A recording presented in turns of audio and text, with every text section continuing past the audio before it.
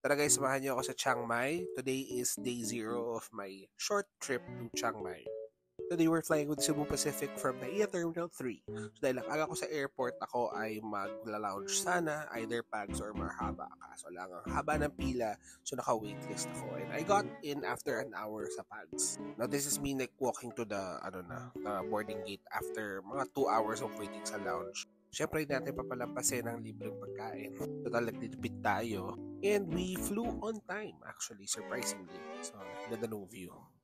So, it's not my first time to go to Thailand, but it's my first time to go to Chiang Mai. So, medyo I don't know what to expect. So, touchdown na to ng Chiang Mai and we landed like super early.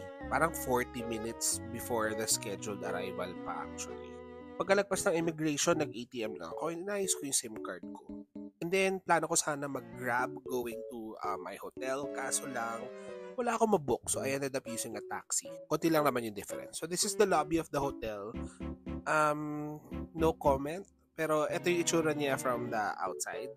Medyo scary ng very light. And ito yung hallway leading to the room. It gives like apartel sa Cubao vibes. Or Silent Hill na ospital. Parang ganon. Basta tapos may amoy siyang luma.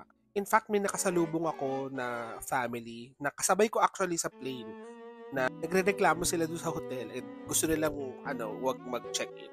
But bilang budget traveler tayo, kaya natin magtiis.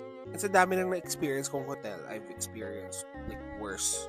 So basically ito, quick room tour lang. Medyo not in the best condition, I may say. Kumbaga, it's showing its age. Mo yung TV, ang kapal ng TV, di ba?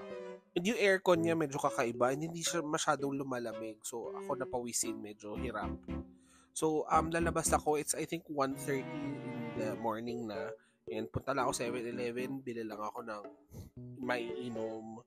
And tignan nyo, may Juberry at saka wala lang, Philippine products, yay. Tapos, see you tomorrow na, tutulog na ako.